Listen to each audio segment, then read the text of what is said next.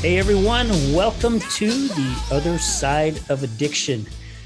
This episode is brought to you by Matter Behavioral Health out of Mount Pleasant, 265 State Street, Mount Pleasant, 435-462-2781. We just want to say thank you so much for believing in what we are doing here, and thank you so much for your support. We have just been blessed to have Matter come on. Everybody that I've met from there are just incredible, incredible people. So they are. And I have the lovely Sylvia with me today. Sylvia, thank you so much for being here. It's always great to have Sylvia here in the studio with us, and she's here quite a bit with us, but she's just behind the scenes helping us out with a lot of things. Hey, we got a really good show for you guys today. We have Gregory. Now, is it Scargall? Is that how you say your last name, Greg?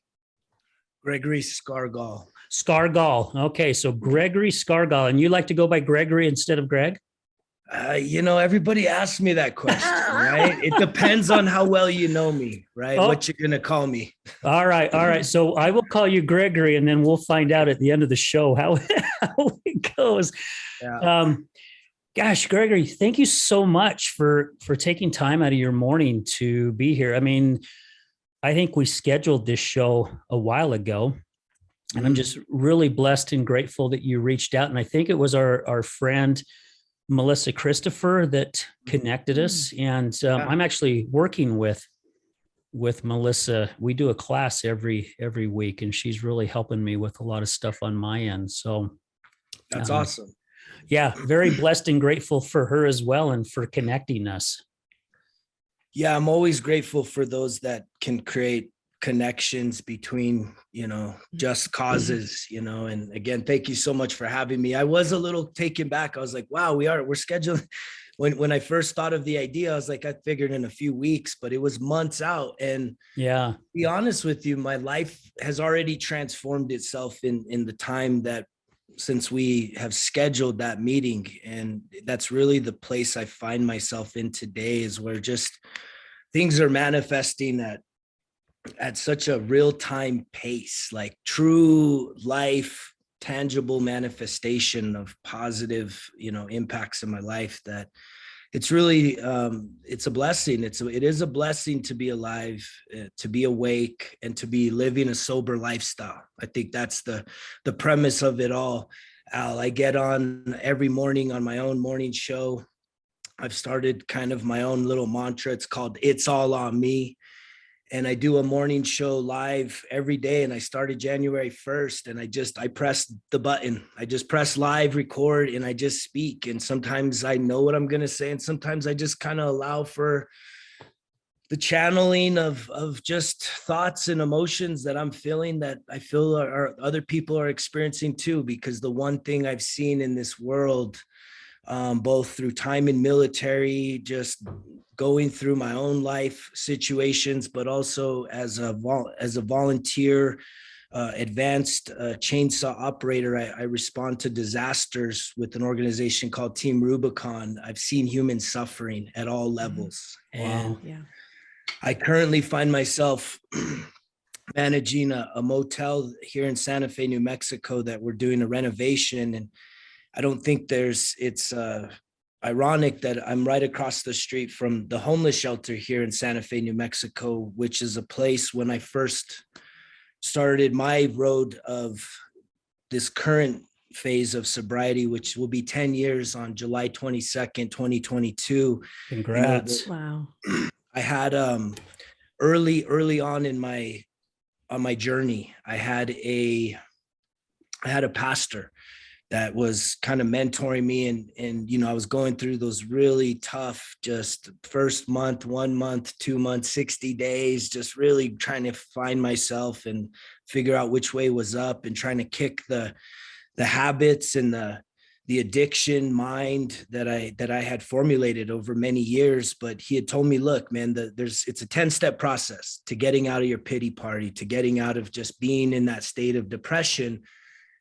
And he says, step 1 is go do something for somebody else and expect nothing in return, right? Like basically go volunteer. Yeah. And step 2 through 10 is repeat step 1 9 more times. And trust me, your perspective, your feelings, your pity party, self-loathing will improve. And it did. I started actually volunteering at this homeless shelter right across the street here. And it made a huge impact on me, right? Not in a judgmental way of seeing people of lesser value, because I truly think that we all have value. We all have a gift. And this current journey I'm on right now is what I'm truly understanding as I'll kind of go back in time and catch your audience up on what my story is that so many of our social problems, our addiction issues, I was listening to last week's show talking about incarceration and that truly not being a means to an end to really support people, it's trauma. And it's our ability to process our trauma. And especially what I like to call from 0 to 10 years old, we experience these emotions. And it doesn't matter at what age you are in life. I truly believe it's a lie that time heals. Time does not heal. Time is a part of the healing process. But I talk to people, I like to gravitate towards older people, like 60s, 70s, people that have some age on them, that have had some experiences. And for some reason, just the encounters I have with folks, it somehow takes us back into this time warp of their life where we're talking about their earliest childhood memories. And next thing you know, just this overwhelming sense of emotion starts flowing through them and out of them. And I love just allowing for that safe space to kind of just say, let it out, because what I truly believe is happening there is it's a release. It's true healing. Yeah. Because if we had truly healed something that happened 80 years ago, 70 years ago, 60 years ago, 30 years ago, the emotions wouldn't be still so raw when it's triggered, when the thought takes us back into that place of pain. And, I really have figured that when we're first born, right, we have two primal emotions, right? We have happiness, right? Because we feel loved and we're like, yay. And then we have fear and terror and crying. And for me personally, as we go back down the journey, is I was born to a single mother that was undergoing a lot of abuse, right, at the hands of my biological father. So as I've unwound my story, I'd never really had a true connection with my biological father. I'm now a father of two teenagers, 13 and 15. And, I've had to go down memory lane because I've wanted to truly heal, even though I'm on a 10-year journey of sobriety and I've had some amazing life accomplishments.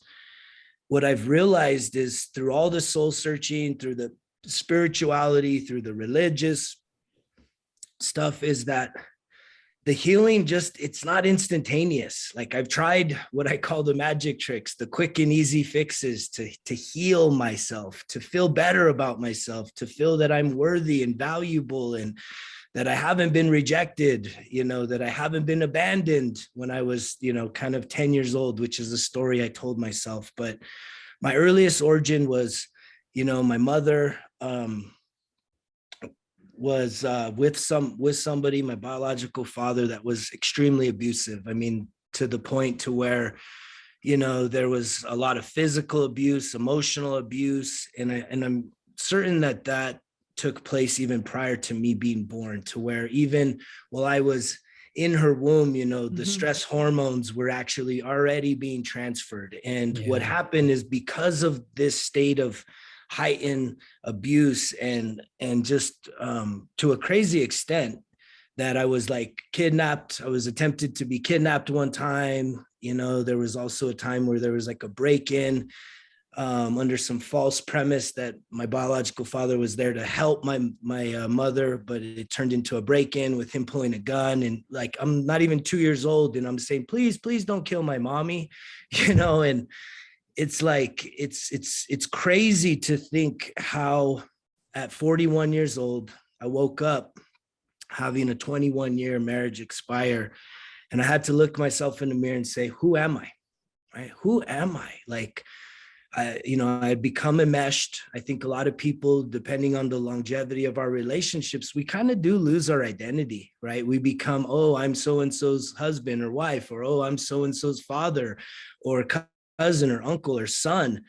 And it's like, we kind of forget who we are. Like, what do we love? What do we hate? What do we want? And why? And we can get distracted and enmeshed in those stories, to where I didn't realize how much this childhood trauma had impact and played itself out through my addiction, through my relationships, through everything, really. It's everything. To me, I think the trauma is everything. It's all the human suffering in this world.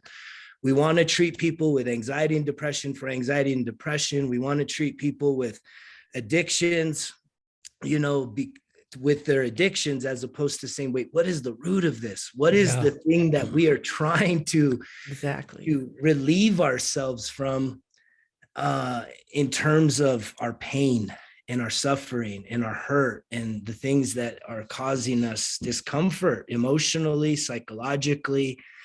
And so what happened was, with my mom, we created a trauma bond very early on. And that then became codependency, to where my mom was really young. She was 19 years old when she had me. And most people used to think kind of the brother-sister thing with the mother-son. And I have a child like that. Yeah, right. And we're like siblings. Yeah, it's real. The problem, though, for me, me and my mother have had these conversations in a very healthy, safe way recently, is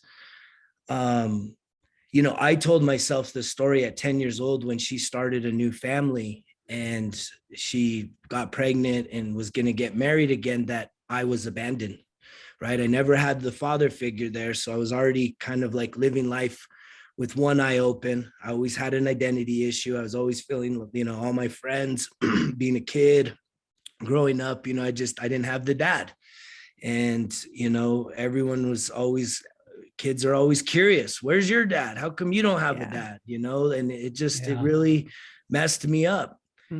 And when then my mom went and started her family, and her, the family that she was starting, I wrote the story to myself, and this was not her intention. I've had to come forth 40 years later to say, look, I know this wasn't your intention, but this is what I told myself, that I'm abandoned and that I now have to survive in this world at 10 years old. And when you get a 10-year-old that's already carrying around trauma, you're going to make some bad decisions growing up. And what I actually found is that the law of attraction is real, to where the circle of friends that I had, as I look back retrospectively speaking, we were all kind of in the same boat, right? We were all sort of just young boys that didn't have guidance, that didn't have structure, and were allowed to just kind of roam and do as we pleased. And it was very destructive. I mean, juvenile delinquent to the max. I grew up, born and raised here in Santa Fe, New Mexico. Otherwise a pretty sleepy town, but unfortunately, when there's not a whole lot to do, and I think we use that as an excuse. There is stuff to do. There's outdoors, there's nature. I played sports. I was very active as an athlete growing up in this community. And yet there is a culture here that I can remember probably around the same age. It was probably right around those nuptials. I remember some of my earliest memories of my mom going out to lounges and bars, where I was the little kid that was sitting kind of in the waiting room where they had the old cigarette pull machines, and they didn't have pinball, but they had the pull machine. And I would just sit there and play with cigarette pull machines for hours on end while she was just sitting in there getting drunk and doing her thing. And we'd go home, and that was just normal. That was normal life, just kind of taking care of myself, waiting on my mom, just to do her little thing. And the sad thing is, it's sad in a lot of ways. I always say my story is a sad story. I've had a lot of success. I'm not a victim. I'm very empowered, but it's a sad story. There's a lot of heartbreak and pain in my story. But with my mom, because of the trauma bonding and the codependency, I've had to wake up and realize that I gave her a free pass on a lot of stuff, a lot of neglect, a lot of abuse that I encountered from her. I always kind of focused my anger, my energy towards this father figure that wasn't there. And as she was the one that was there, I seemed like I gave her a pass, and I never really accounted for some of the neglect and the things that I actually had. I can remember my first encounter with alcohol. It was like kind of in a summer barbecue party in the front yard. And, it was an elder male figure. I can't remember if it was like a friend or maybe even the stepfather figure, but a man came up to me, and I'm like 12 years old. And he's like, hey, you're 12 now. It's time to be a man, here, time for your first beer. And I was like, what the heck, man? And he's like, yeah, it's time to be a man. Like, that's what being a man is, drinking beer. Like, God, man, what is wrong with us, man? Being a man is drinking beer. And so he gave it to me, and I can still smell it. And I just remember that taste. And it was like the most awful taste I had ever had at that point in my life. I'm like, what in the heck is this? Please, like, can I just have a Coke? Like, give me some Kool-Aid. I don't want this, man. Like, no, drink it up, boy. You got to be a man someday. And I'm like, God, this is what being a man is. This is horrible. And in a lot of ways, it has been that tough, right? It is that bitter taste, man. Yeah. Life. But what happened is, I caught myself.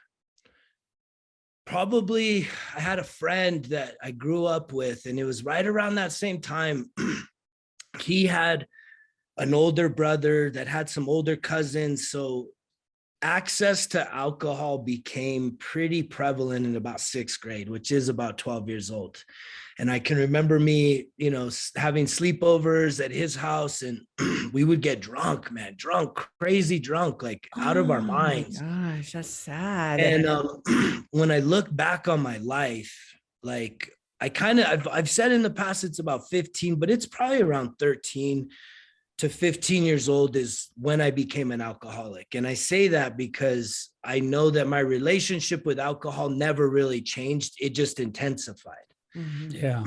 But, it was pretty wild that was the community I lived in. And like, this is in the 90s. I'm 43 now. And I can remember just being at parties. Like, we used to do like the bonfires and just huge ragers. I mean, like, you're talking like 20 to 50 kegs, like for high schoolers, like on one night, like slamming kegs, beer bongs, just getting as drunk as we can, having huge bonfires. And like, I can remember being pulled over by the police. And it's like, we're 16, 15-year-old kids driving around with coolers of beer, cans all over. And their cops are just like, what are you guys doing? And, get your asses home now, or I'm going to haul you to jail. And we'd be like, yes, sir. Are you guys drinking? Yeah. Get your asses home. And it was just like, it was a cultural thing here in New Mexico. And I see it. I mean, it's like the fiesta, like it's all about the party. And, because I was a top athlete, I remember formulating the drinking habits. I remember one time, and if my grandpa sees this stuff, like, he used to live real close by the junior high. And I remember one of my buddies, we ditched for lunch, and we went over to my grandpa's house, and he had a big bar. And my buddy's like, hey man, let's get drunk. And I was like, nah, man, we'll get in trouble. He's like, nah, dude, we drink the vodka. If we drink the vodka, they won't smell it on our breath. And he's like, and then the other thing is, because it's the and vodka, we believe that. right? Yeah. He's like, because it's the vodka, we can just refill the bottle with water, and then your grandpa will know it's all never gone. know. Till he mixes a drink. That doesn't work. But it was the pattern. It was the pattern of, there was something about the alcohol that did it for me. It numbed this underlying pain. And then it also became the magnet of being socially accepted, right? In a world where I had felt rejected and abandoned. I said, wow, well, this thing is what brings me together. And it's so unfortunate that in this world, like, no one goes to their first party socially where there's alcohol, underage or whatnot, and says, I'm going to be an alcoholic. I'm going to be an addict for the rest of my life. I'm going to destroy my potential as a human being to go to this party. No one does that, right? It's all for social acceptance. And it's like, we think about how many things we do, even aside from our addictions, but they yet are still addictive, that keep us held back before acceptance. And for me, you know, my story of alcohol is a very painful road, you know, just to kind of chalk up my scoreboard. It's like, I have 2 DWIs, a domestic violence arrest against my ex-wife, right? And just too much pain and suffering in between that. Too many opportunities for me where I truly look at my life and I say, I don't know, holy shit, how am I not either dead or in prison for killing somebody that didn't deserve to be killed, because of how irresponsible I was as a human being, as an adult. But right? but you, if I could interrupt you real quick, Gregory, but that's what I found even through the depths of my wife's alcoholism, that really none of that stuff crosses their mind. You know, she got in her vehicle and drove many times, very, very drunk. And I was chasing her down once and watched her almost get in a head-on collision. And it was scaring the hell out of me. And I was on the phone with her friend at the time, just going, no, no, no, no, no, no. And it was just like a near miss. Wow. And when I talked to her about it, it's like that thought didn't even cross the mind. It's just their mind is somewhere else. And it doesn't matter what happens with anybody else, right? Because you're so caught up with masking your pain and putting that Band-Aid over, nothing else matters. Yeah. Well, first, thank you for sharing that story. And that's the story of my life. I can't tell you, I mean, hundreds of times, because I can tell you pretty much from the time I was able to drive until the time I hit rock bottom, July 22nd, 2012, everywhere I went was to get drunk. Like, there was nowhere I didn't go. If I'm going to the zoo, I'm getting drunk. If I'm going to a restaurant, I'm getting drunk. If I'm on vacation, I'm getting drunk. If I'm going to the desert, I'm getting drunk. Going to the mountains, getting drunk. Going to the store, I'm going to get drunk. It's just everywhere I went. And the only way that I can describe alcohol that makes sense to me is in terms of a relationship. It was the hardest relationship for me to end. Like, it truly was. Like, alcohol doesn't you can't just like say, you know what? I've had enough. I'm good. I'm tired. I'm like, you keep breaking my heart. Like, I keep coming back to you and giving you another chance. And I wake up the next day and my life's even in worse shape. Like, I'm done. I can't do it no more. It doesn't just say, okay, sure, no problem. We're gone. We're done.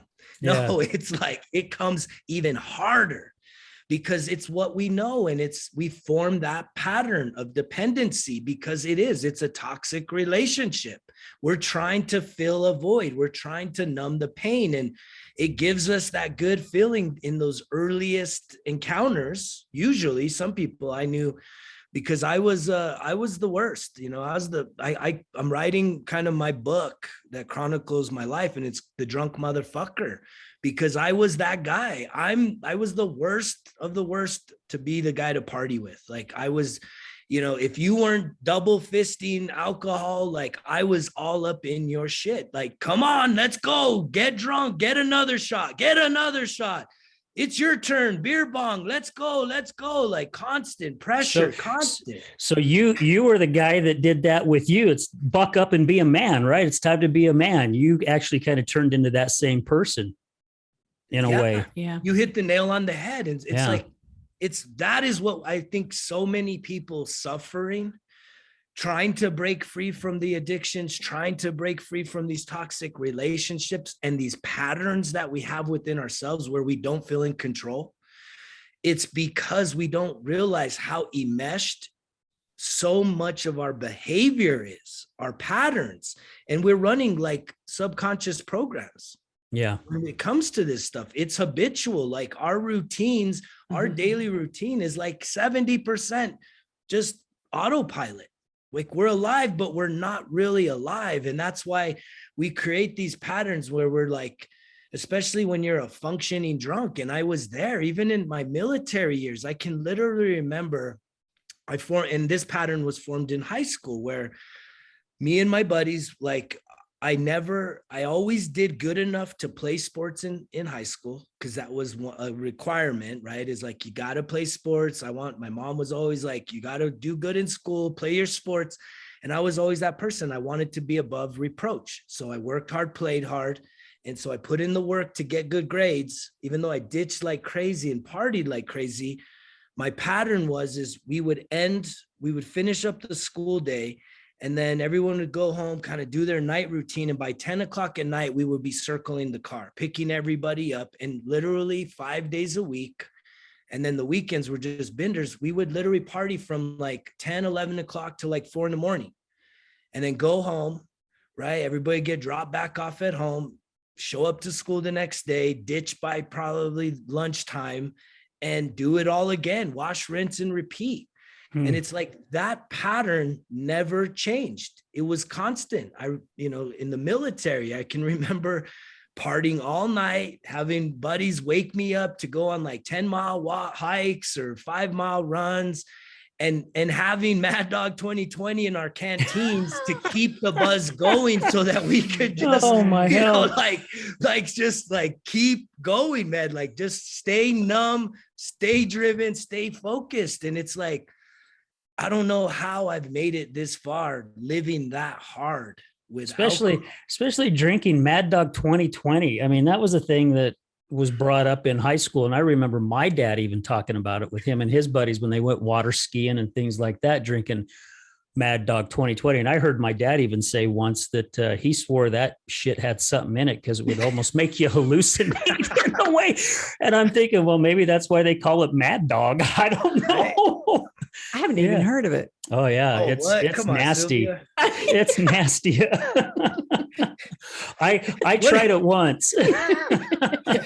Life is not complete without. Is that like Everclear? It's just like garbage. It's just trash. It's trash. Garbage. It's just, I think it's a derivative like malt. And I mean, that's how we work. Okay. I mean, I grew up in the 90s. So even though, I'm a coyote, so I'm half Hispanic, half Anglo. We grew up with a hip hop culture out here. It was all about 40s. We're drinking 40s. I didn't do a lot of hard alcohol, some vodka and stuff, but it was a lot, Rumplemints, 40s, man. It was all about 40 freaking ounce trash beer that would just get you wasted for super cheap. Right? Cheap liquor. Cheap liquor, yeah. Yeah. And probably a hell of a hangover the next morning too. Gosh. Yeah. That was there was a lot of worshiping the porcelain gods, and that was my pattern. Like I always found myself drinking into a point of blacking out. And I do point back to my childhood, to where my one criteria growing up before I could go out and play, like especially in the summertime all day, like back in the day, we had video games, but it wasn't as cool. Like I wanted to ride bikes with buddies all day long. Yep. My mom's one requirement was I had to drink 3 large glasses of water, like basically a pint of water, 3 of them. And so me being kind of always a rebellious kid, I was like, Mom, I'm getting ready to go out. And I would slam. I chugged 3 glasses of 3 pints. And then I was good for an entire day outside. And what I realized is even that was a pattern that played out in my alcohol, that no matter what you gave me, I was always chugging. And people were like, dude, we can't keep up with you. You're going to get fucked up, man. Wow. And I would get totally blasted, blacked out, throwing up, just disgusting as a human being, very, very embarrassing to realize how little control I had. And that's why even just now, as somebody that's very grounded, I feel very secure and grounded in this journey of sobriety, that it's just, I live with that 1 is too many and 1,000 is never enough. And so, throughout the high school years, it was just partying. I grew up in the 90s, and it wasn't just alcohol. Like the clubs were starting to become a thing, raves were becoming a thing. So alcohol was the beginning, then it was pot and getting high, and then we started doing mushrooms, then it was acid, and it was literally like the culture just became whatever we could do to get the highest of highs. Like we were always just trying to get as high, higher than high, higher than that high. Well, that high was high, but I bet you we can do it higher next time. And I still kind of am in disbelief that as someone that I was a teacher recently, I got 2 teenagers, and the teaching is a big piece that I'll touch on in a minute. But when I look back on my adolescence, 16, 17 years old in high school, like I felt so empowered in this community where literally I felt me, and I don't want to call us a gang because we weren't like gang bangers. We were just like a crew of boys, young boys, teenagers that thought we fucking knew it all. We just thought we had everything figured out. But what trips me out is how much manipulation we were able to have upon adults. Like even in high school, I can literally remember our security staff when it came to like entering and exiting the parking lot. At the end of the day, it was a cluster, like car backups, that literally our group was so identified and had such a privilege about us, an entitlement, that literally we would put in orders for drugs and alcohol to the security staff. They would stop traffic, wave our 3, 4, 5 cars through, and hand us duffel bags full of alcohol, right? So that we could go party at the end of the day. And it's like, I look at 17, like my daughter's 15 now. I interact with teenagers and youth on a regular basis, and I look at them and they're kids. They're kids. These are little kids. And it's like, I look back at my own experience and I was like, we were anything but that. Like we weren't. Yeah. But our minds, our energy, and our focus, our attitude we were very much independent. We were very much living on our own in survival mode. And I think just that level of confidence propelled us to be able to basically manifest the things that we desired, which were usually no good, because that led to what? Partying, a lot of promiscuity, having sex, and just a lot of things, a lot of regrettable behaviors and activities, right, that have really plagued me throughout the rest of my life in terms of relationships, in terms of really what my whole focus is nowadays, Al and Sylvia, is improving my relationship with myself, right? Because clearly, in the years that I was abusing my body, my mind, my soul, and my spirit with alcohol, I clearly was not valuing myself. I clearly did not care for myself. I didn't love myself. I didn't like myself, right? And it was that alcohol was the only thing that I thought would accept me for who I was, right? Because it never turned me down. Even though it fucked me up, it never turned me down. And usually if I went towards the alcohol, other people would manifest themselves, so I wouldn't feel alone. Yeah, man, this is this is a really good story. I like where this whole first half. We're going to stop for a quick commercial break. But I know earlier here, just a little bit ago, you talked about you wanted to speak a little bit more about the teaching. So I definitely want to get into that, because I believe with yourself, Gregory, and others that we have had on the show, where they finally do realize they've hit rock bottom. Yeah. You mentioned quite a few times, who am I? And also not valuing yourself, and they realize that, and then they have taken the mistakes that they have made in their life to help others not do what they did. So when we come back, let's touch on that if you're up for it. Absolutely, definitely. Okay, guys, we'll be right back. Stay with us. Have you ever been in a car accident? Do you know what to do after being in a car accident? Are the insurance companies going to take care of you? Hi, I'm attorney Rick Heaton with the Law Office of Bobby Udall. I will help you through the process and answer all of these questions. I give every single client my cell phone so they can talk to me whenever they need. Let me deal with the insurance company so you can focus on getting better from your injuries. Call me at 385-330-0226. Again, my cell phone number, 385-330-0226. Don't call the insurance company first. Call attorney Rick Heaton at 385-330-0226.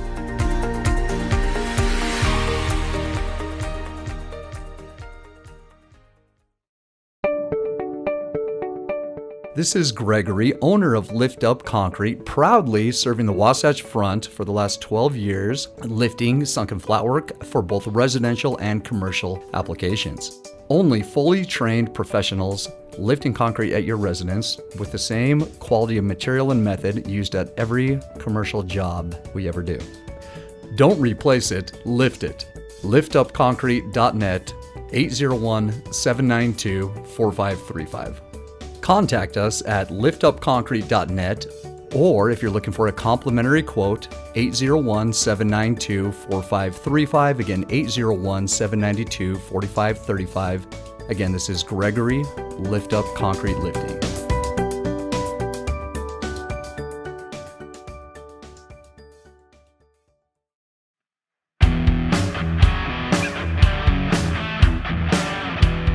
Hello, my friends. This is Brad Neufeld, and I want to thank you for tuning in to the Resilience Talk Network. You can listen to my show, Resilience, every morning, Monday through Friday at 8 a.m. Mountain Standard Time. On my show, we will be discussing what it takes for you to overcome the day-to-day challenges that all of us face in life, as well as some of the devastating ones that may lead us to feelings of hopelessness and despair. It's my goal to provide you with the tools and skills that you need to overcome anything that is thrown your way. To find out more about my show, visit our website at www.resiliencetalk.com. That's www.resiliencetalk.com. And as always, until we meet again, go for everything that you want in life and make it happen.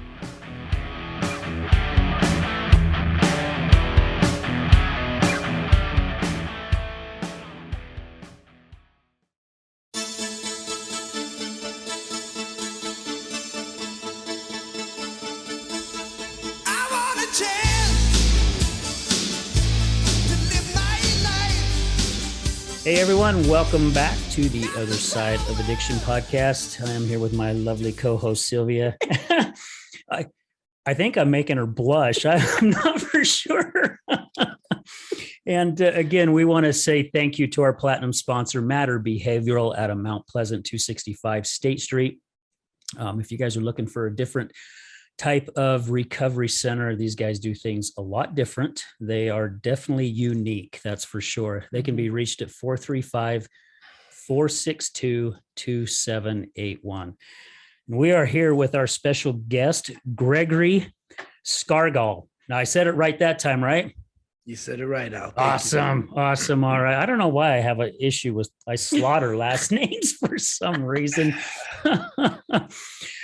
Gregory, man, the first half of the show, I even remember you saying that a lot of the stories are the same, because a lot of people that we've had on our show, we've even mentioned that how a lot of the stories are the same, but yet they're different, if that makes sense. And yours is definitely unique. And another thing I have found out that a lot of people who have suffered with alcoholism or drugs started around the time you hit puberty. It's about like the 12, 13, 14 years of age. And you even mentioned, I just can't even imagine. I mean, my wife and I have 3 grandkids, and our oldest one is 10. And I'm thinking, gee, at that age, I was out doing like you were doing, Greg. I'm out riding my bike. Right. You know, Evel Knievel was popular back in my days, and we're building ramps and jumping over garbage cans, and we're playing in the irrigation ditches and going up to the canals and messing around, having fun. Could disappear all day and somehow manage to get home and in one piece. But to, at such an early age, start drinking. And I remember trying beer at probably like 13 or 14. And I had the same effect that Gregory was saying, is like, oh my hell, tastes like shit. Yeah, Why am I drinking smells it? like puke. Yeah, Why it smells does like anybody puke. want to drink that? Especially if it was a little bit at the bottom of the beer can, it really smelled nasty. But, you know, as I got older into high school and that, we still, you know, we did our best to steal some of our mom and dad's Boone's Farm wine, which was some of the most nastiest stuff. But we would put it in cough bottles, you know, cough syrup bottles, and go to school and drink it in junior high. But gosh, you know, and I just got to share something before we start, because we were talking about teaching what you're doing now to help kids. You know, suffering in silence. Mm-hmm. It is so widespread. It's not the people who are just battling with addiction. It's everyone. And I love what you said too at the beginning about who am I? You know, I worked for a manufacturing plant here in Salt Lake for 24 years. And when I lost my job, I really wanted to know who I was. I mean, I had really let myself go. I was partying my butt off on Fridays and Saturday nights, and got myself up to where I was 198 pounds, most I've ever weighed all my life. Yeah, I was 198 pounds. and, you know, I go back and I sort of think, and I've spent all these years focusing on a career, thinking I'm kick-ass, everything's working really good. And then you end up losing your job, and you start evaluating your life, and you realize, really, is this what's all important? Mm-hmm. Was this career the most important thing in my life? At one time, yes, it was. For 24 years, it was. Wow, that's a long time. Yeah, and then to go in and start realizing, who am I as a person? You know, that was who you were. That was who. Yeah, that's exactly who I was. I mean, I lived and breathed it. I worked a ton of hours. You know, if I was asked to stay, I had no problem with saying yes. I will be there. And what did you do? I was over maintenance, packaging lines, and over housekeeping, and over the parts room, and over outdoor maintenance. And I mean, yeah, but it was my life. But now I've decided to do the same thing in 2009 when I lost my job, and start working on myself, kind of like what you were talking about, Gregory. Yeah. And I've said many, many times on our shows, there is no finish line when it comes to working on ourselves. You know, we may get ourselves to a level where we want to get, but that's not where we stop. I mean, here just about a month ago, I decided there's some things that I still needed to work on, and it's kind of like in a different arena. So I've jumped out of, I don't want to say like a 3-ring circus, but I've jumped off of one stage into another stage because I just want to be better. I want to work on being better, and I want to help others do the same thing. So that's exactly what you are doing now with teaching these kids, correct? Yes, in a lot of ways. So the teaching, 2 things. I agree with you in terms of how we can, you know, really immerse ourselves in our careers. And there's not a lot of fulfillment at the end of life. You know, I think a lot of people, depending on your age, you know, a lot of people stop living based on false beliefs. You know, I was kind of observing some couples the other day, and I caught myself similar to you, even in the past 10 years, where I just let myself go. I said, I'm a dad now. I'm, you know, in my mid-30s, and, you know, being kind of fat and out of shape. That's how it is. The best days are behind me. And it's like, that's bullshit, man. Like, go talk to somebody that's 60, 80 years old, that's still active and exercising, and they're going to tear down all of those limiting beliefs. Because there is somebody, no matter what you say, I can't do it. I don't have the money. I don't have the ability to do something. I guarantee you, whatever that thing is, someone out there is doing it right now that has probably, even in many ways, been through worse. Yeah, that's not true. To compare, but it's just to say, we got to stop holding ourselves back in life. Like, we got one shot at this. And another thing you said was how there's a similarity to the stories, but the reason why comparison is the thief of joy, because here's the thing, everybody has a different starting point. You can't compare yourself to anybody. Mm-hmm. Like, everyone has a different starting point, a different experience, a different perspective. I think of the meme that I see a lot where you got two people on both sides. And on this side, the person's looking down at the number on the ground and it looks like a 9. And this person looking down and it's a 6. And they're ready to fight and argue about what do you see? And so it is so important. And I think to me, a few things about education. My teaching has been consistent. I'm an instructor for chainsaw operations and disaster. I taught public education for 2 years during the pandemic. I actually started teaching in 2019, taught 4th grade for a year, 5th grade. Prior to that, I was in higher education, building a veterans resource center that received national recognition at Santa Fe Community College, helping veterans and their family members transition out of uniform into higher ed to write a new story for the future on what life can be, what occupations can transpire from, receiving that higher education. And that was something that even for me growing up, I knew I wasn't college material. Like I was getting recruited by, big time schools for football and baseball and my athleticism. But I knew that, man, if I had gone straight into the college scene, I would have wrecked myself and a lot of other people. And the big thing is because I didn't have structure. I didn't have the discipline. And I think that truly is an integral part of having a father present in your life, whether it's through co-parenting, if there's divorce. I mean, it grieves me, the men I know that are being isolated away from their children for all different reasons. It's a tragedy in this country. It's wrong. Children need their father and their mother. I was in the same situation, probably your mother's age. I had my son. He didn't know his father because he disappeared, and he grew up his whole life. He has drug addiction now, but I always felt like I didn't do enough, and that if he had had a father to help him, maybe he wouldn't be where he is now. However, he's been able to come out of that. And my curiosity is, what point do you have to realize it in yourself? Because when we make mistake, we realize I have to change. And see, I have 3 sons that are battling drug addiction. And my 2 older boys grew up without their dad. So I always feel like if they had a good dad that was just there, even if we didn't live together, it could have made some difference. So I feel guilty about that. And I know that's hard. That's hard.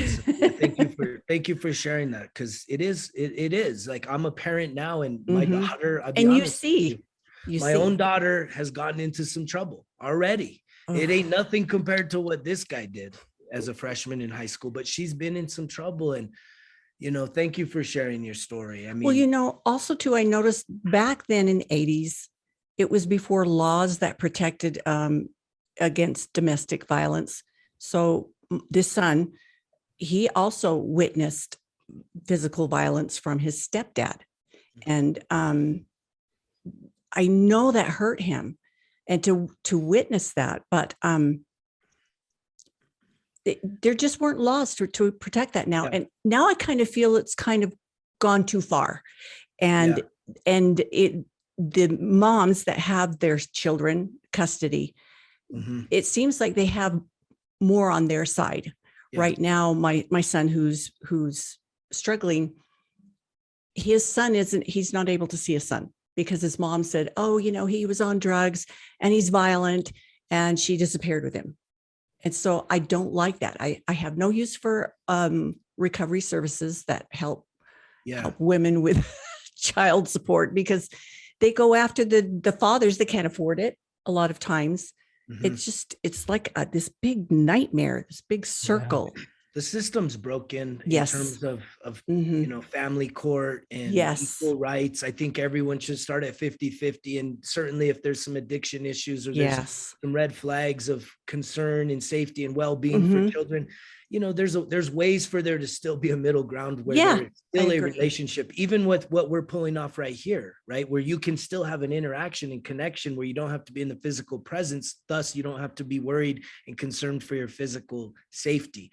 Right. The other key that you asked, you said, at what point? Because again, you're assuming a lot of heaviness, feeling responsible for this. And I what I do. want to tell you is that's the biggest problem. We got to stop that shit, because here's what it comes down to. This was my true breakthrough. And it took years and years of sobriety. I didn't just come out of the gate with this. It was literally in the last 2 years where I started to transform myself. I found myself at 242.5 pounds, just fat, nasty, a shell of the man that I had always been. I've always been athletic. I was military. I'm very, you know, and through the pandemic, it gave me the buffer to rediscover myself. I lost 50 pounds, switched up my nutrition. But the biggest breakthrough for me was taking total ownership. That's what people got to do. Enough of the excuses. No more fucking excuses. You can't keep blaming everyone and everything for what has happened to you in your life. You have to say, you know what? Okay, there are people that literally legitimate criminal activities have happened. Violent things, horrendous things have happened to almost everybody. No one is without some very significant trauma in their life, especially that 0 to 10. It doesn't do anything to stay a victim and be defined by that.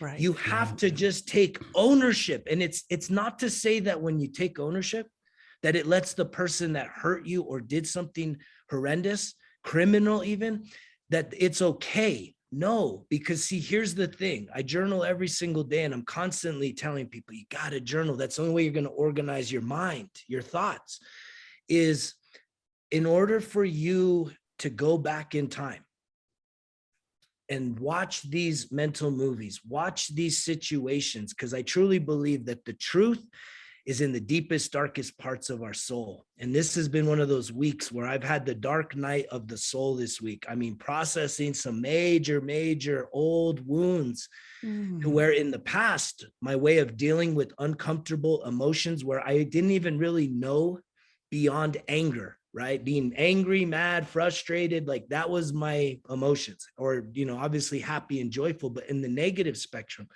or maybe just sometimes I'm nervous. Sometimes I'm just afraid. Sometimes I'm scared, right? And it's like, as I've grown and taken ownership, again, it doesn't let someone that's harmed you off the hook. But what it does is you can't change what happened, but you can give it new meaning. And by taking that ownership, right? I like that. You have to accept what is. You have to accept it.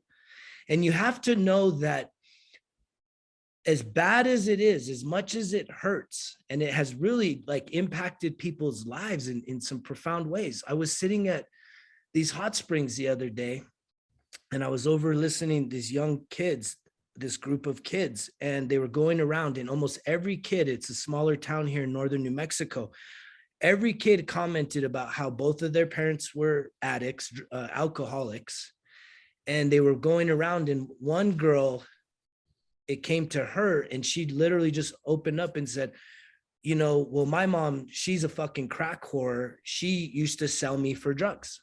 And it's like, nobody even like batted an eye at it. They just all just said, oh, okay, cool. Like whatever. Like it's nothing. Like it's nothing. And it's like, you don't even realize the amount of shit people have been through, especially that 0 to 10. And it's like, we don't talk about trauma. Trauma is the key to all of this. And it's like, you have to go back in time with a disconnect emotionally from these horrendous situations. You know, we talk about facing our demons and we think it's this battle where we got to have all the armor on and be ready to fight the biggest fight of our lives. And it's not that. I opened the door. I opened the door in the darkest part of my soul. And you know what I saw? I saw the darkness, but I saw the little boy that needed a dad to come and say, come here, bro. I love you, man. I love you. I accept you.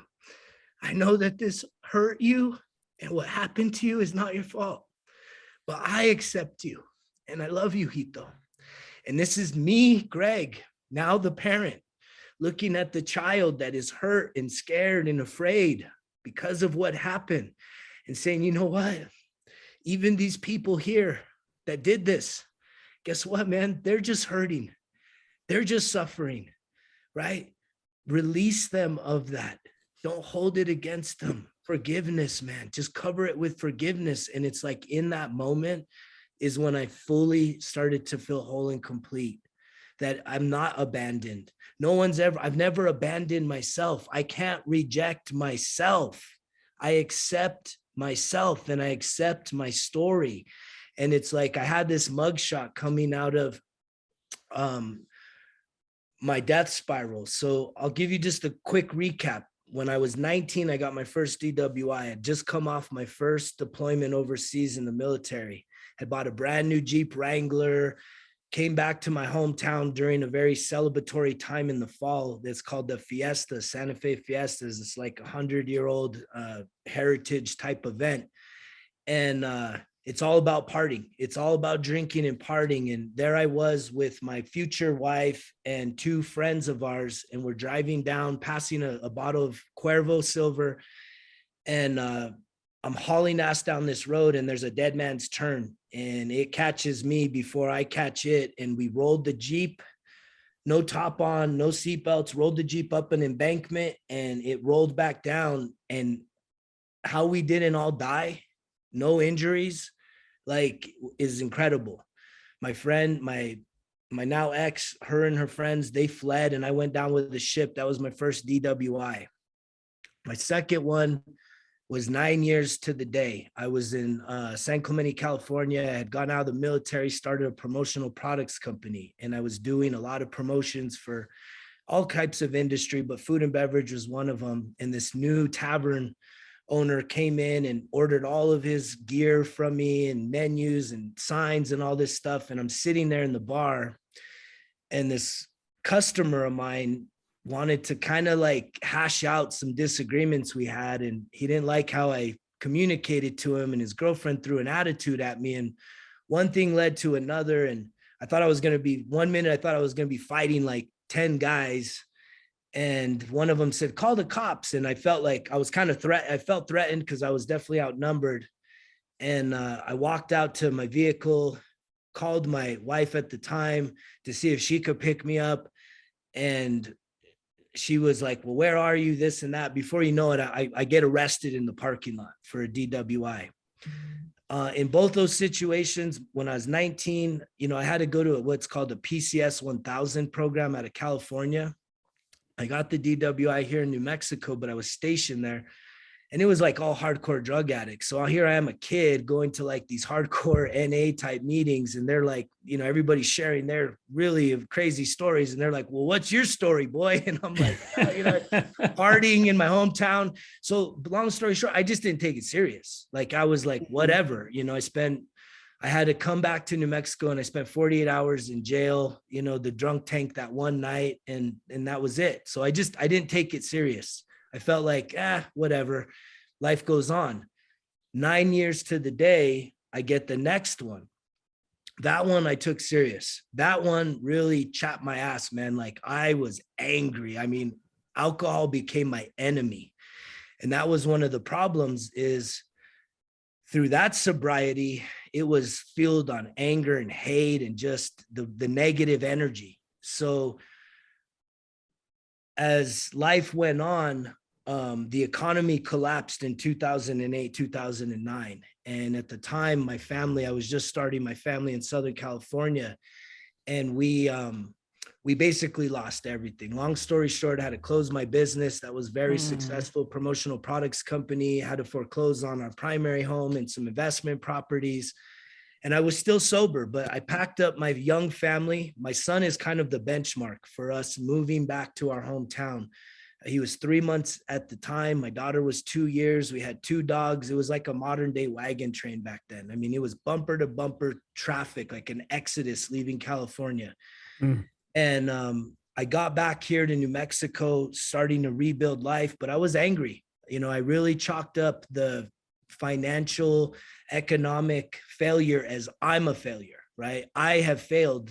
And in many ways, like I made the choice to close, but I really just, my dream was gone.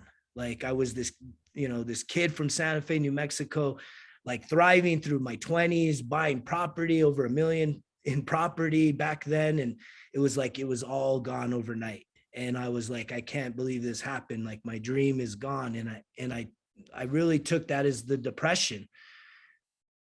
Moving back to New Mexico, the crazy thing is I was still sober and I applied for a couple jobs. Well, one of these jobs, it appeared to be like I would be working for my previous self, working in promotional products. It turned out to be internal sign marketing department for a beer distributor. And I took the job. Boy. And I actually stayed sober for about 12 months, right? Being immersed in the beer industry. And it wasn't until I was making such an impact that this beer rep from a major brand came to me and said, hey, we want to send you to a football game in Dallas and VIP this and VIP that and meet the players and all, just behind the scenes. Like, you are doing incredible things for us. We need to reward you. Like, please take us on this offer. And so I said, sure. And I went out there. And even then, I went to the meet and greet, all you can drink, meeting all the professional players. And I was still good. Like I was offending people really, because there was like all these bigwigs in our industry that are like, dude, why aren't you drinking? And I'm like, nah, man, you guys don't want me drinking, dude. I don't drink. They're like, why, man? Don't you realize we control the industry? We control the beer. I was like, you may control the product in the store, but you cannot control that shit in me. I will destroy this place. Oh man. If I start drinking. Well, what got me that night, and it started what led to this current sobriety, was the rep that had invited me out. She invited me and another guy to go out to dinner and have sushi, and it was the sake. I got one shot. She just, the energy, the resistance, I had put out all that resistance that I finally said, sake, it's no big deal, right? Rice wine, I'll just get a drink. We landed up partying like the entire night, to where that was Saturday. Sunday morning was like the party bus to the game, the pregame, the party all day. And it was like nonstop. And it literally became an 18-month death spiral that led to the darkest day of my life, which was, having, being so down on myself, where I was sitting in a VFW, I'm a veteran, and I was sitting at the VFW, glued to the bar stool, drinking myself away. And my wife sent me a text. She's like, hey, do you want to go eat? And I said, yeah. And she literally wanted to eat at this restaurant, like around the corner from where I was at. An hour later, hey, we just got here. Where are you? And I'm like, yeah. Hey, they're taking our orders. Where are you? And it's just like, whatever. We've finished our food. Where in the fuck are you? Are you still at the VFW? And it's like, I was non-functioning as a human being. I don't know how I was getting through this time of my life, but the long story short is she came and busted through the door and hauled my ass out of there. And because my ego was bruised, it created a pretty intense moment between me and my wife, my ex-wife at the time. But, it led to me a few days later being arrested for domestic violence. And, that was my bottom. That was me finally hitting rock bottom and saying, fuck this, I'm done. Like, I'm done. Alcohol, like I said, it was the hardest relationship to end. And when I finally did, it took that darkest night, jumping off the cliff, thinking I'd hit the bottom. And instead I hit a ledge. And eventually I hit such a low point, but I couldn't stay there, right? This higher self said, look, man, you could keep jumping, but at the end of the day, when you're ready, you're going to have to climb your ass all the way back up there. And even when you get to up there, that's just the ground level. Yeah. You're going to have to go above and beyond that. There's something in your life that has spared me death, right? This major disability, right? To where I still have this voice. And I have now accepted myself to where even on my daily show, it's like my mugshot is on there, prevalent. And it was the most embarrassing thing for me. I was so ashamed that that is something that I was capable of doing, that I had allowed myself to get to that place of self-destructive, depressed, angry at myself, right? Because that's what it is. It's like when you hate yourself, how can you love someone else? Like, it doesn't work that way. And I preach this all the time, that if you want to improve the relationship that you have with others, you have to improve the relationship with yourself. Yeah. Amen. As I springboard into the teaching throughout this journey, when I went into the school that I went to, it was the lowest ranked school in this community. And it was very trauma informed. And it was in becoming an educator and going through the training and seeing real-time trauma in adolescence. Like, you could see the dead energy on these little boys and girls coming into my classroom, having kids that had parents take their lives in the last year. Like, you couldn't even really use, I never rarely used father, mother. It was always your caretaker or the adults in your life, because of the dynamic of there wasn't family structure in this demographic of children. And yet it really woke me up, not only to the impact that trauma has real time, but I had to start looking in my mirror. And that was the journey of self-discovery, saying, holy shit, how has trauma impacted me? How has trauma impacted my intimate relationships? How has the stuff that happened to me when I was 0, 1, 2, 3, 5, 10 years old, how has that, and how is it continuing to play out and impact my life in a negative way? And where I finally rest my peace of mind is saying, it is everything. Everything that we are doing that is self-destructive, that we are hiding, that we are trying to escape from our own reality in our stories, it's all immersed in that trauma that we're carrying around as our shame. It's the thing that holds us back, feeling that we're worthy, that we're valuable, that we're good enough, right? And it changes our whole perspective on life, to where the only thing that gives us a little bit of comfort and escape from our pain is these substances. But they take us so far off course, but yet they're the only thing that seems to give us that little bit of relief, even though it leaves us feeling even worse off the back end of it. The substance is the acceptance, right? Yeah. I mean, and so many times I've heard people who have battled addiction, and even those that have not. I took a class with one of our guests that was on our show, and she is a forgiveness coach.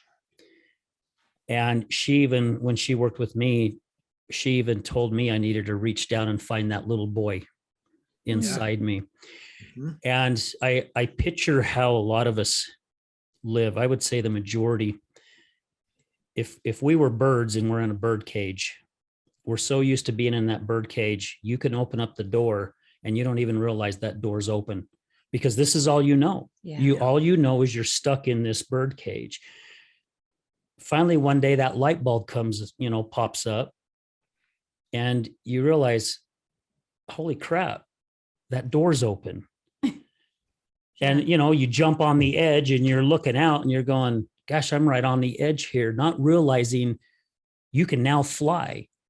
You can do something else with your life. And I was doing the same thing, Gregory, with my wife when she was in the depths of her addiction. I was blaming the way I was feeling, blaming everything on her, everything, our finances, being angry, the PTSD that I was having, me even thinking about committing suicide. Everything was her fault, everything. And it took until that time where I thought about taking my own life, and thank goodness stopping and going, this is bullshit. There's something has to change. And I had to do that same thing. I had to look deep inside myself and go, you know what? It's not her, it's me. Yeah. I'm the one that's allowing myself to get to this. And I'm also sharing this because I know what Sylvia is going through. And our situation is the same, but yet it's not, because mine was my spouse, her is her child. And it's not an easy thing. It's just not like walking into a room and hitting a light switch and going, okay, my life's different now. It takes time, and you've got to start retraining that subconscious going, look, this is how I'm feeling right now. I don't want to feel this way. Okay, move forward and stop putting that blame, on whoever you're putting that blame on, because I finally realized if I can't help myself, how the hell am I going to help my wife? How can I help her? Because if I'm letting her addiction drag me down that same rabbit hole, well, hell, I might as well start drinking too, or start using. It's a tough road, a really tough road. But I love that you said if you start reaching down and pulling your little girl or your little boy back out and allowing yourself to, I watch my grandkids, and it's like there's no care in the world for them. It's just life, man. Have fun. Let's giggle. Let's play. We were at our granddaughter's soccer game last weekend, and our grandson is sitting on the grass, and he's got this stick, and he's 5 years old, and and he's playing with the stick, and he's doing all these cool things with this stick. And my wife goes, "Wouldn't it be cool to have that same imagination that he has right now?" And I'm like, we did, and we still do. We do. We just don't realize it, and that light bulb even went off for me going, my gosh, I could grab that stick and play like it's a spaceship. Man. Why not? Why the hell not? You gotta play. Play is so important. Playing is so important. I'm the guy at the gym I'm dancing, and people look at me like, you're crazy. I don't care how you look at me. I don't care no more. Because again, the important thing is self-acceptance. We beat ourselves up. Like Sylvia, I can't even imagine the pain that you're feeling right now. I think three of your children are dealing with some level of addiction. And I feel like I failed because, a lot of them were as a single parent, but with my youngest son, we were the closest, very, very close. He was diagnosed with type 1 diabetes when he was 5. And we've been like this his whole life. He's 25 now. Yeah. And he started experimenting with drugs. And when he watched his older brothers go through their addiction, something inside me told me, I'm afraid, because he's not afraid of needles because he has to take insulin.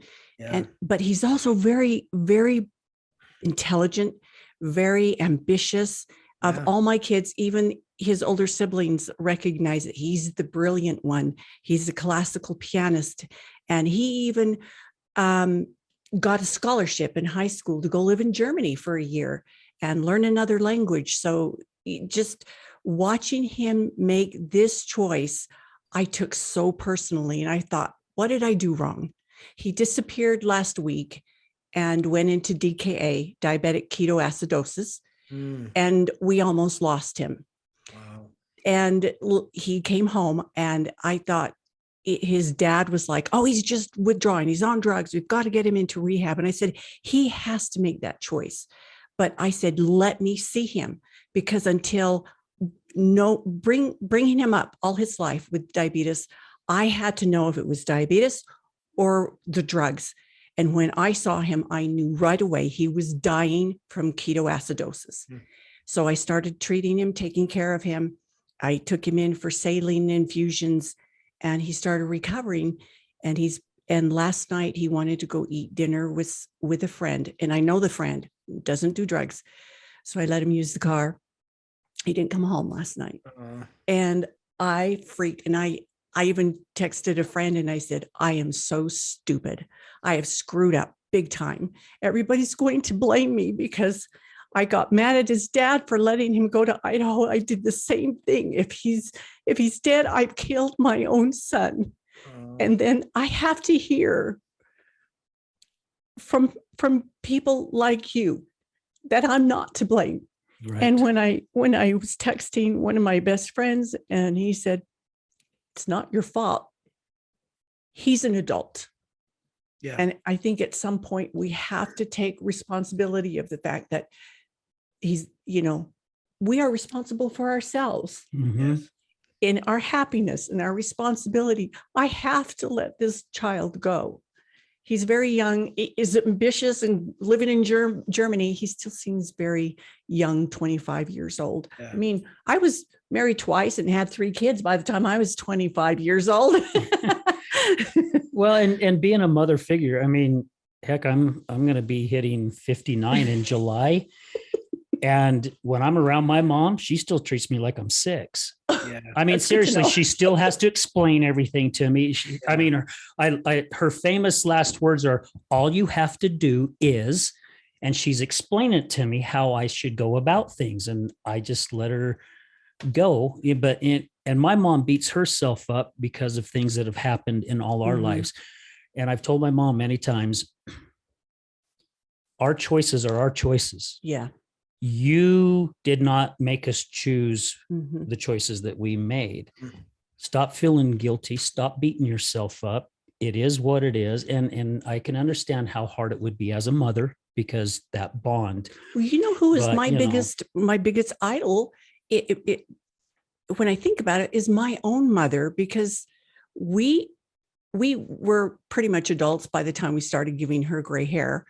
But I think of her and how strong she was, how she never tried to intervene as my mother, even though I was 40 years old. She just allowed us to make our mistakes. Yeah. Very strong, very Yeah. patient, very quiet. And I just think of that, she's the example. Watching my kids, I'm like, my mom never tried to intervene. She never tried to take over and tell us what to do. She never did. And my dad, by the way, is from New Mexico. My roots go back on my dad's side to Santa Fe, Yeah, Albuquerque. you look like you got some Chicana in you. Yeah, soy mexicana. My But dad grew listen up to in Taos. this. I want to jump in there. Yes. Mhm. Sylvia, Yes. it's all your fault. It's all your fault. You're horrible. You've messed up. You screwed up all of your sons. Every decision you've made has been horrible, bad. And that's why you just don't give a shit about any of them, right? Is that the truth?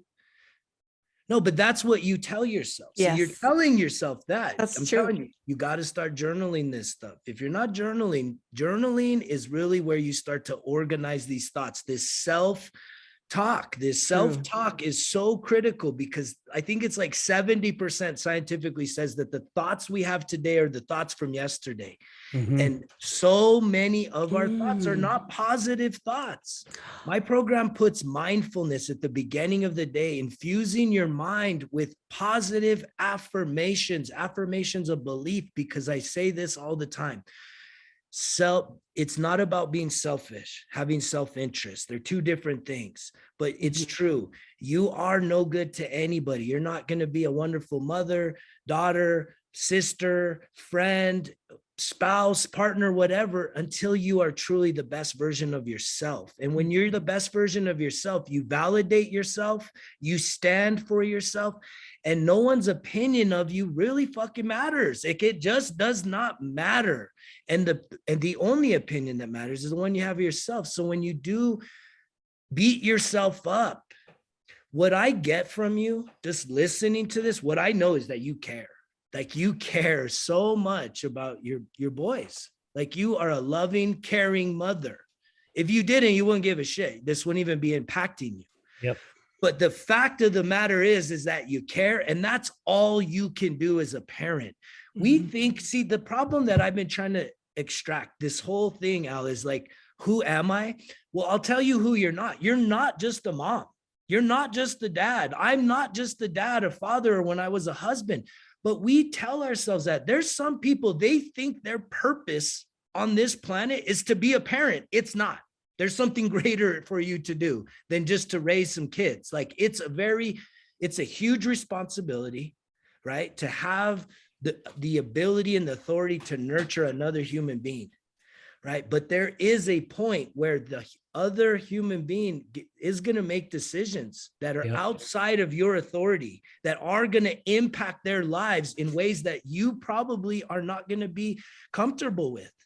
But you have to also accept them as being their own individuals. I went through my therapy. My therapist helped me to discover this with parenting.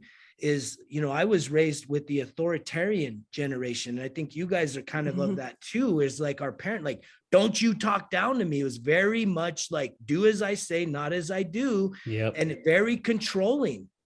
And that self-talk is very destructive because it strips the child of their own identity. You're mine. I brought you in this world. I'll take you out. That type of talk. Right? It takes away your identity as a human because you're a possession, not a person. And then that is why we beat ourselves up as parents. If we think through that lens of possessions, that our kids are our possessions, that somehow everything they do is our fault, when it's like, what book did you have? What program were you given to give you a successful roadmap to being a parent? No, it's trial and error. This whole fucking thing of life is trial and error. I'm sorry. There's no perfect plan. No one has a perfect plan. And the problem with most of this is that most of us also don't have a secure family dynamic to show us the proper way to how to communicate, to how to express, to how to provide safe space to express our feelings and emotions, right? As little boys, we're shamed. As little girls, we're said, you're not to be heard, you're to be seen, little girl. Who do you think you are talking up? And little boys, hey, don't you cry. Don't you cry. You're gonna be a man. And so I'll give you something to cry about. all we learn to do is how to suppress and avoid processing our feelings. And it's the feelings of insecurity, it's the feelings of not feeling worthy that then put us in places where we get these urges and we learn about these substances that give us a different feeling, chemically speaking, but it takes us places we never really truly wanted to go. And the place we want to go is to be healthy and whole and to accept ourselves for who we are. Right. Wow, man, he nailed it. Yeah.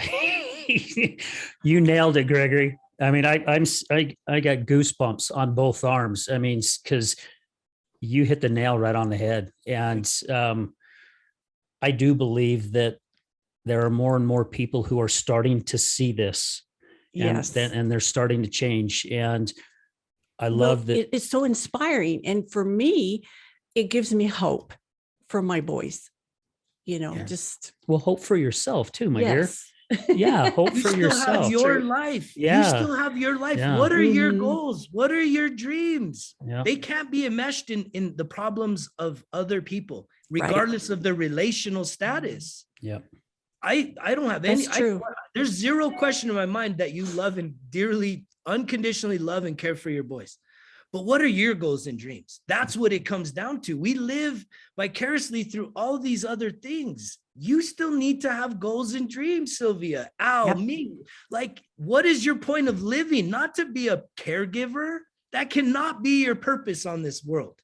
There's something greater. You look at the platform you guys have. Something greater is right there before you. And it needs to be so powerful that it gets you up and it focuses you in. And I'm someone that, as I started speaking my truth, January 1st, coming with what I call just the raw truth, man, dropping F-bombs, like talking, my intensity is only matched by the heightened level of suffering I see in this world.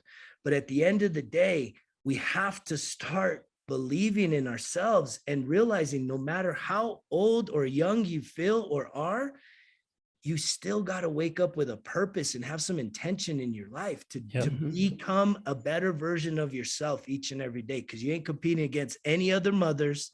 You're not competing against any other women. You're only competing against who you are today, tomorrow. That's it. Done.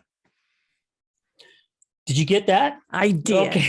Let's go. High five. Come on now. Yeah. High five. I love it. I love it. Yeah, Sylvia. Hey guys, we're going to stop for a real commercial break and then we're going to come right back and we're going to wrap this thing up.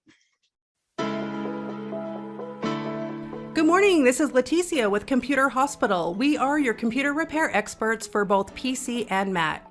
We are your community resource for all of your computer repair needs.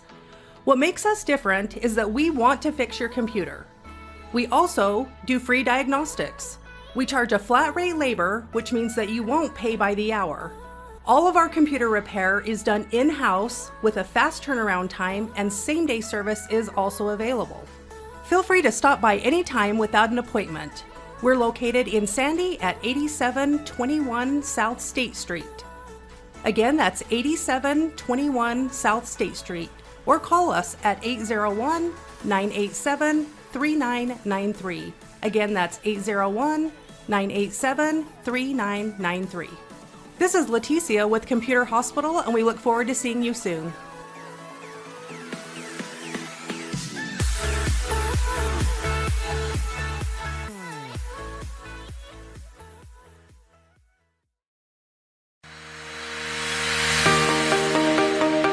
Hello there, this is Brad Neufeld with the Resilience Talk Network, and I would like to introduce to you Taffy Town, one of our newest sponsors.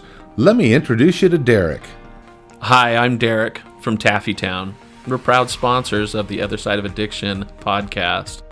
Taffy Town is a family-owned and operated business still operating in the Salt Lake City area for over 100 years.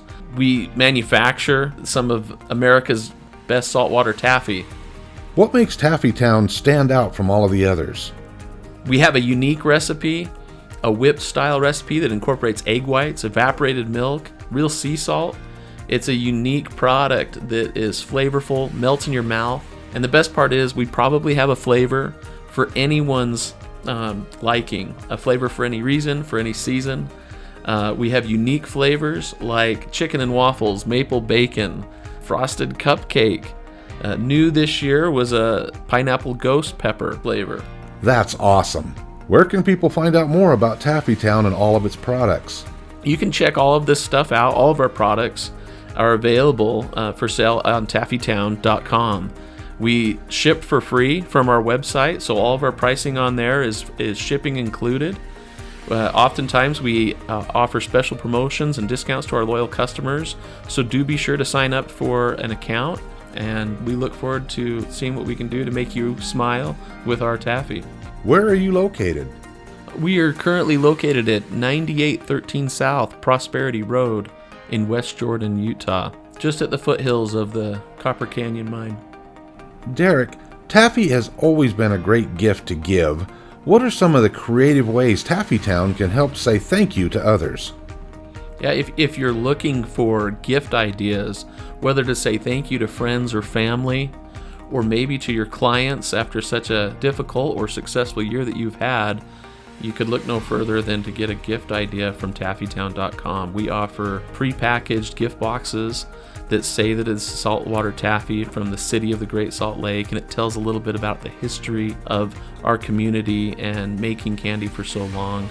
You can also do customized gifts to pick out just the right flavors or colors of candy for that special someone and deliver even a personalized message in that box to them. So please feel free to check out taffytown.com for any gift ideas this season. Thank you so much, Derek. Please visit taffytown.com, that's taffytown.com, to find out more about the products and services that Taffy Town offers. You won't be disappointed.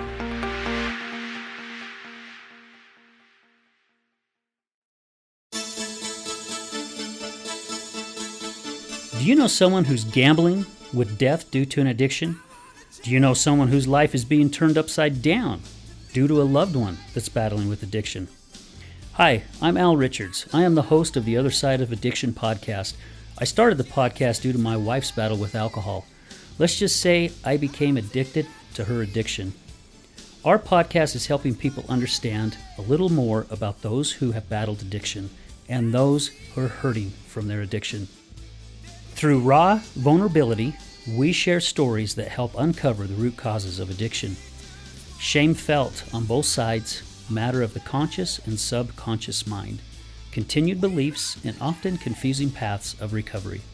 We collaborate with real people and their stories, as well as licensed professionals, to help our audience gain a better understanding of addiction. You can find us on Resilience Talk Network. You can also find us on Facebook at Mr. Al Richards. That's Facebook at Mr. Al Richards. You can also find us on YouTube. Just look up the Other Side of Addiction podcast.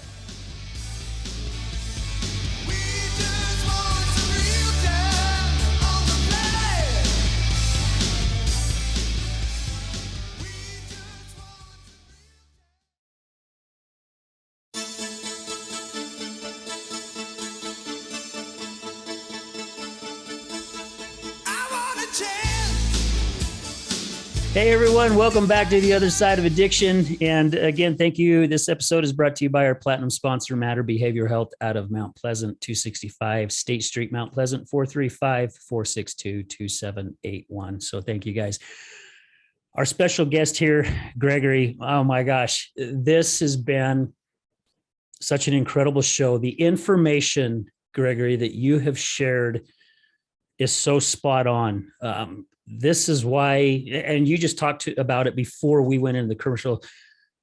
This is what I love about Thursdays. I look forward to Thursday every single flipping week so I can get in this studio and sit down with such amazing individuals who have gone through terrible shit in their life, but to finally wake up and have that light bulb go off and go, wait a minute, this is not my purpose. There's something different. And to hear what you are doing to help others. I mean, just the information that you've shared with us today. I mean, this is stuff that needs to be picked up from everyone. You know, we all need to start digging deeper and seeing who we are as individuals, and not live in one purpose. Because again, I think we do that. You know, we get stuck of just wanting to be a mom or wanting to be a parent, or stuck in our job, or we just think that we have this one goal in life. And Gregory, you touched on it. There's so many things. And I'm a big believer, being spiritual, God put us on here to walk many different paths. And some of those paths aren't so bright, but a lot of times those dark paths lead us to something that is much brighter, you know, and Gregory's doing it. I feel like we're doing it with the podcast. I've taken my wife's addiction and turned it into something different, instead of playing that victim. Oh, poor me, my wife's an alcoholic, blah, blah, blah, you know, feel sorry for me. Let's see what we can do to help people get a better understanding of addiction and those who battle addiction, because the stigma out there is there's something wrong with them. They're losers. They don't belong in society. Well, maybe you don't belong in society either, even though you're not dealing with an addiction.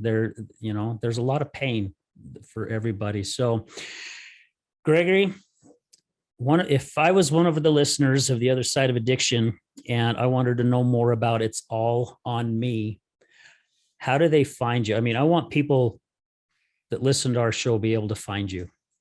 Facebook's probably the best place. Just look me up. You can look up It's All on Me on Facebook. We do have a Facebook page, but most people like my personal page, Gregory Scargall, Scargall. Just look me up there. I do a live show every morning, you know, around 8:00 Mountain Standard Time. You know, I just get on there and I just start talking about life. You know, every single day, life has challenges. It doesn't matter how long on the journey you've been in, how much healing you've done, how much, you know, self-discovery you do. I almost feel the more you do, the more you get. And I also feel that the people that have suffered the most, the people that have faced the biggest, most heaviest, darkest challenges are the ones that have almost the greatest gifts in them. The greatest breakthroughs are on the other side of that fear.